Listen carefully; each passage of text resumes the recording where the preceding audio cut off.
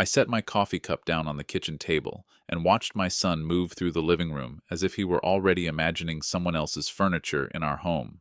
It had been 18 days since Diane passed. 18 days since I held her hand in that Halifax hospital room, watching the woman I'd loved for 34 years take her final breath. 18 days since I stood in the rain at Fairview Cemetery, barely hearing the minister over the pounding of my own heart. And here was my son Derek, standing in the middle of the home we had built together, talking to his wife Sandra about property values in this neighborhood and what the market looked like in Dartmouth. He hadn't even taken his coat off. The Hendersons down the street were listed at 6 to 10. Sandra scrolled through something on her phone. She didn't look up as she spoke. She hadn't acknowledged me since she entered the house. "Dad?" Derek said, turning toward me, as if he'd just remembered I was there. "We need to sit down and go over some practical matters." I lifted my coffee again. "All right," I said. That was the first meeting. There would be 3 more before I finally understood what Diane had known all along, long before she became ill. Diane and I first met in the summer of 1989 at a folk festival in Wolfville. She was there with friends. I was there with my cousin. She wore a yellow sundress and laughed at something her friend had said. I walked straight into a tent pole because I couldn't stop looking at her. She thought that was the funniest thing she had ever seen. We talked for 6 hours that night, and I drove 3 hours back to Dartmouth the next morning, certain I would marry her someday. And we did marry. 2 years later, in a small ceremony in her parents' backyard in Wolfville, with her father grumbling good-naturedly about the tent rental cost and her mother quietly crying through the entire service. We weren't rich. I worked for a marine engineering firm. Diane taught elementary school for 22 years before moving into curriculum development for the school board. We managed our money carefully. We saved. We paid off our Dartmouth house after 26 years, a victory that felt like winning the Stanley Cup. We took one big trip every other year. Newfoundland, then Prince Edward Island, then out west to see the Rockies, then Scotland to trace Diane's family roots. We didn't drive new cars. We cooked most meals at home. We were content. Derek was born in 1993. A good kid. Energetic, curious, a little impatient.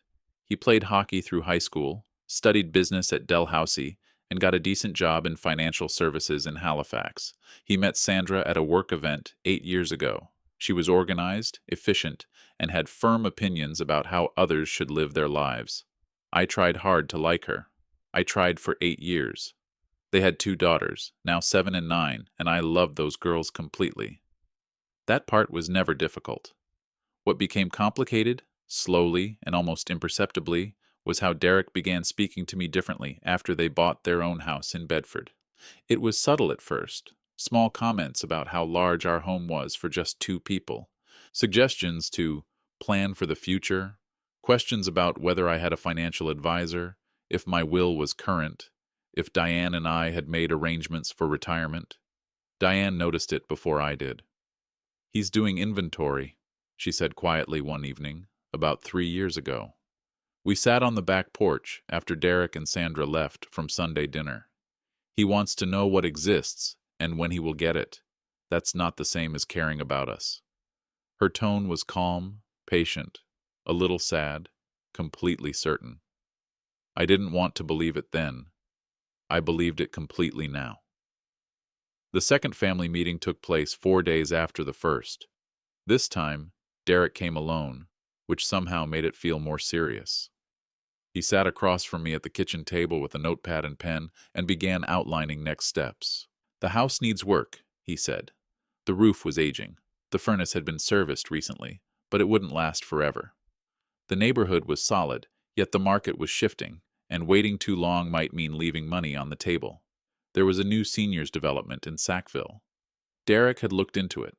1-bedroom units starting at $280,000. Very clean, very accessible, close to amenities. "You'd have cash in your pocket and no maintenance headaches," he said, as if doing me a favor. "I'm 63, I replied. "Dad, these places aren't just for the elderly," he continued. "It's about lifestyle. I mow my own lawn. I fix my own Eva Straths. I shoveled this driveway for 29 winters. I stopped him. "Sandra and I, that's interesting. I wasn't aware she had a say in what I do with my home. Derek set his pen down. We're just trying to help. I know you think you are, I said, leaving it there. But it didn't stop. That was what I hadn't anticipated. The persistence. How quickly the concern fell away and left only urgency beneath. 2 weeks later, I returned from a walk to find Sandra's car in my driveway. I hadn't known she was coming. I let myself in through the side door and found her in the den, opening drawers. I paused in the doorway. What are you doing? I asked. She spun around, genuinely startled. Harold, I didn't hear you come in. Derek asked me to pick up some documents. What documents? I asked. Insurance paperwork, maybe, she said.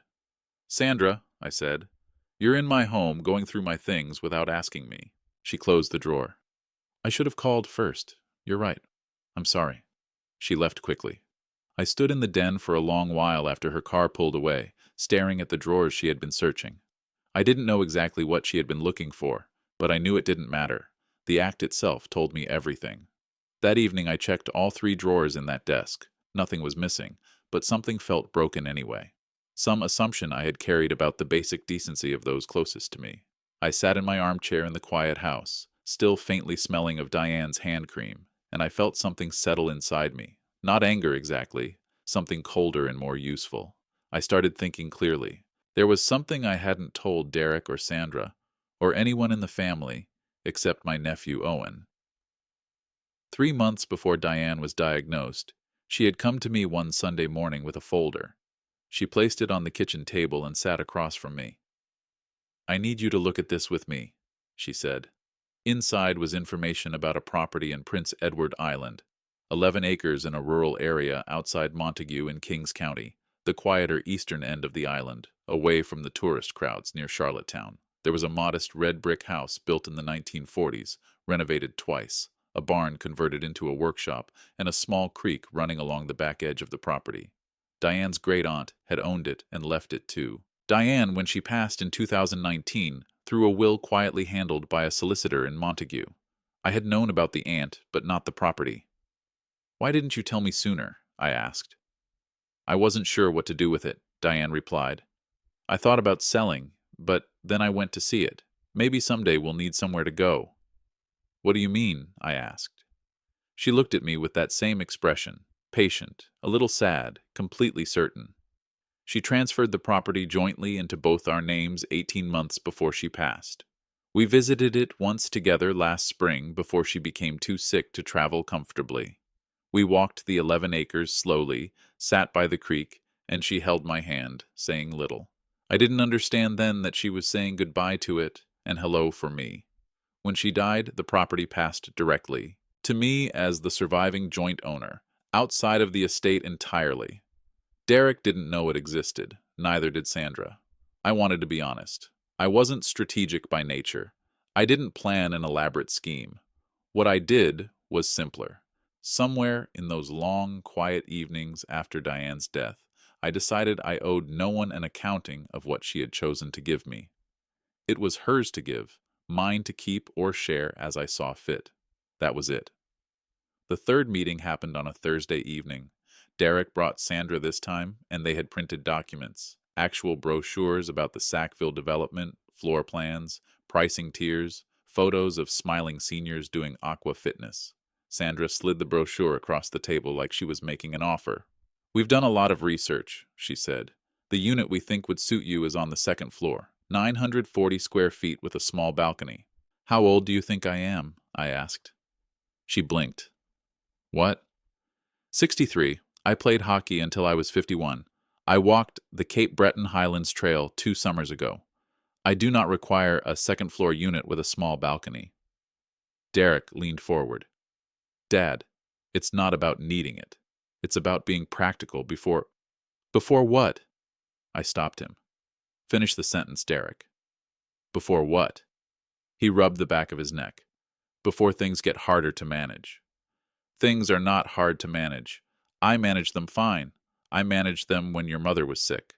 I managed the mortgage, the house, the appointments, the medications, everything for 3 years while holding down my job. And I never asked you for help managing a single bit of it. Did I? He didn't answer. I'm asking a real question. Did I? No, he said quietly. No.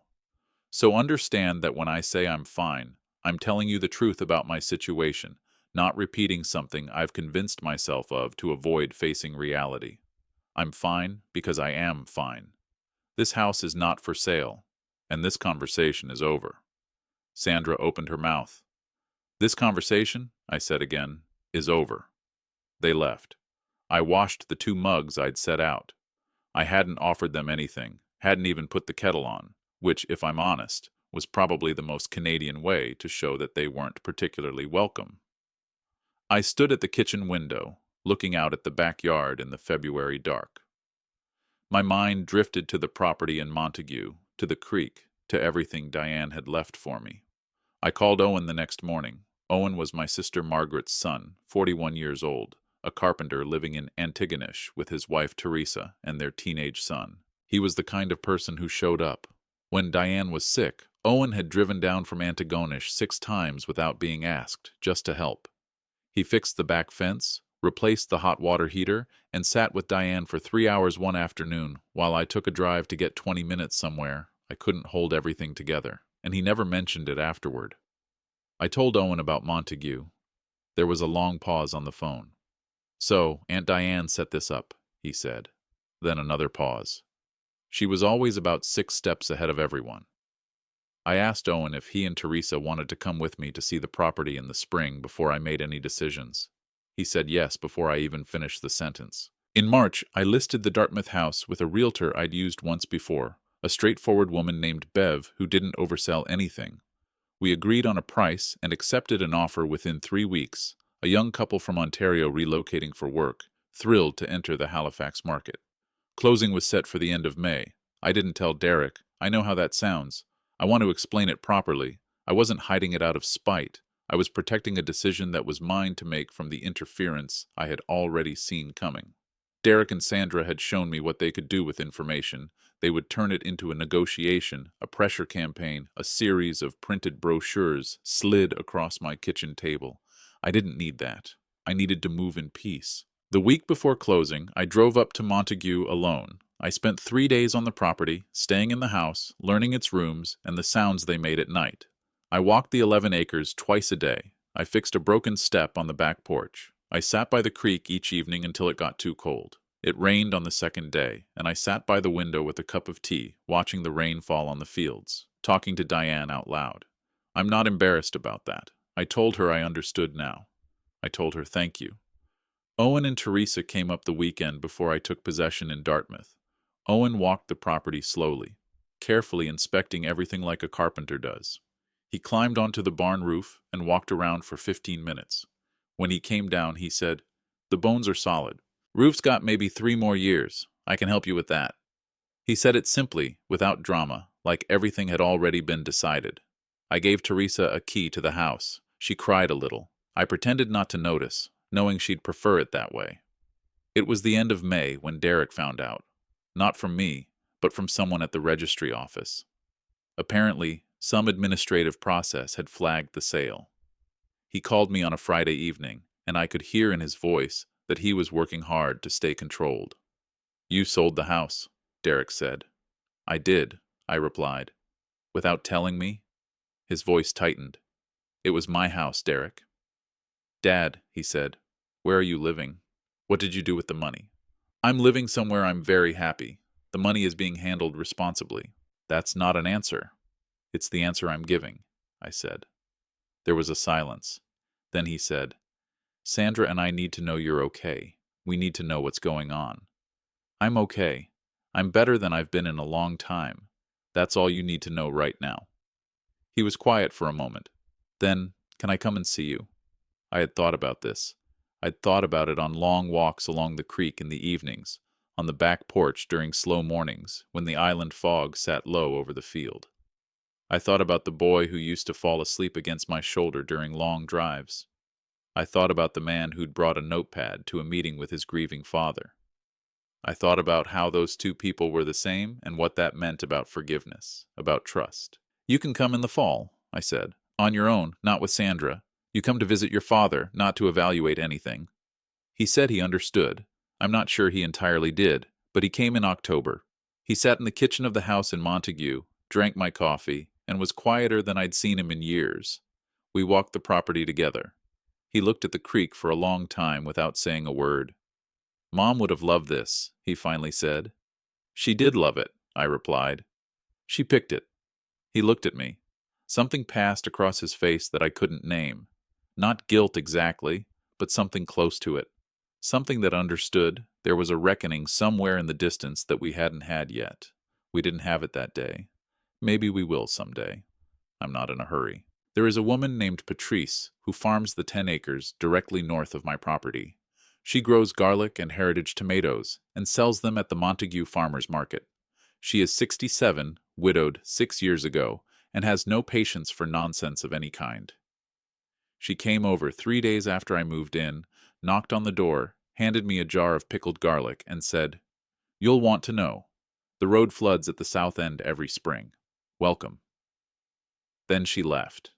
That was the beginning of what has become the most uncomplicated friendship I've had in my adult life. We have coffee on her porch on Tuesday and Thursday mornings. She doesn't ask me personal questions, and I don't ask her personal questions.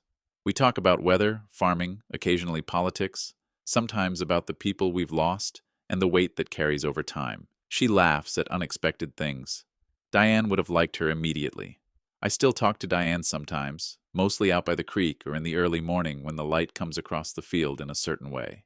I tell her about Patrice, about the barn roof Owen came and reshingled in August, and about the heritage apple tree at the north edge of the property, which has stood for over 80 years.